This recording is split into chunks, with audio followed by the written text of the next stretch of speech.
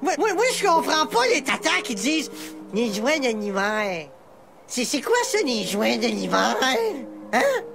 Hey, faut être malade dans le temps pour aimer ça, ça j'ai le cul! Hein?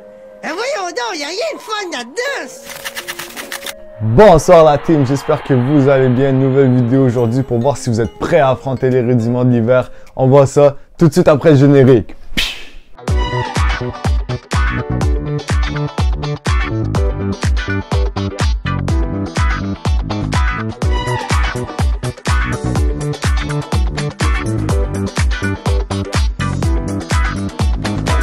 Comme je l'ai dit, la vidéo aujourd'hui va porter sur se préparer en fait son véhicule pour l'hiver.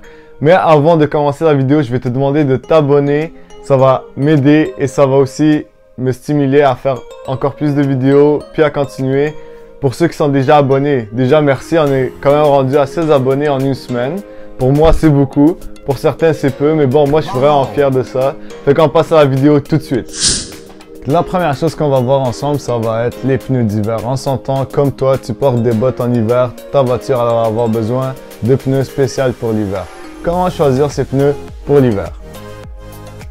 Dans le fond, il faut que tu considères les pneus d'hiver comme un investissement pour ta propre sécurité et celle des autres. Si tout le monde fait attention à ça, il devrait y avoir moins de problèmes sur les routes.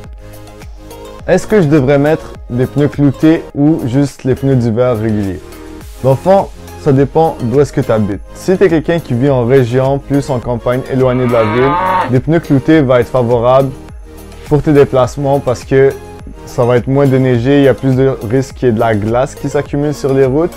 Alors qu'en ville, ça va être beaucoup moins propice vu que les routes sont souvent empruntées et donc la glace va fondre plus rapidement. La deuxième chose qu'on va voir ensemble, ça va être la vérification mécanique pour être sûr que le véhicule soit prêt pour l'hiver.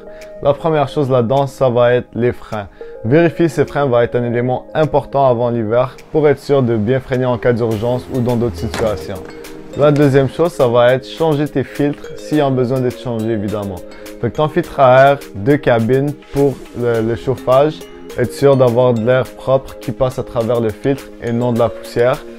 L'autre filtre, ça va être le filtre à air du véhicule pour le moteur. Vérifier qu'il est propre, comme ça ton véhicule ne va pas avoir de la misère pendant l'hiver. Ensuite, regarde ton changement d'huile. Si tu vois qu'il est dû dans environ 1000 km, c'est aussi bien de le faire maintenant, comme ça tu ne te casseras pas la tête pendant l'hiver à faire ton changement d'huile. Même si ça prend pas nécessairement beaucoup de temps passer au garage de le faire ou quoi que ce soit, mais au moins tu es sûr que pendant l'hiver tu vas rouler avec de l'huile propre et pleine sans te poser des questions ou quoi que ce soit, est-ce que je dois remettre un peu d'huile ou peu importe. Le troisième et dernier point, ça va être quoi garder dans son véhicule. Là, on va passer juste quelques points. Tu peux rajouter d'autres choses selon tes besoins à toi. Mais moi, je te conseillerais de garder une trousse de premiers soins en cas de besoin. Des vêtements de rechange comme des gants, une veste ou peu importe en cas de besoin aussi. Des câbles à booster ou un chargeur de batterie au cas où ta voiture démarre plus. Ça va être quelque chose de primordial. Puis, garder une petite bouteille d'huile au cas où que ta voiture brûle de l'huile puis que évidemment, tu ne veux pas rouler sans huile à moteur, dans ton moteur. La dernière chose, ça va être du lave-glace. Ça, c'est quelque chose que tu vas beaucoup t'en servir l'hiver. Fait assure-toi de toujours avoir une bouteille dans ton véhicule au cas où tu n'en aies plus puis que tu es pris dans une tempête ou quoi que ce soit. Merci d'avoir écouté cette vidéo. J'espère avoir partagé des bons points avec vous qui vont vous être utiles pour cet hiver, pour vous préparer. Alors, n'hésitez pas à vous abonner encore une fois. Puis, on se voit dans la prochaine vidéo. Ciao!